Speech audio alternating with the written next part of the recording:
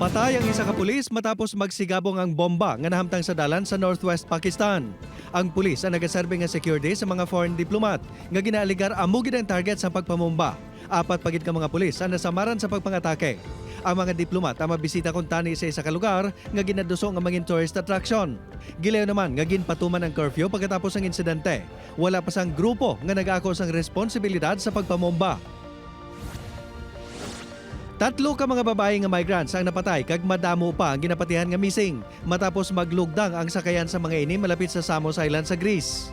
5 naman kaupod sa mga ini ang na-rescue. Base sa investigasyon sang otoridad, hindi magdubo sa 30 ang pasahero sa sakayan sa ginianggin sulod sang tubig kag nalunod.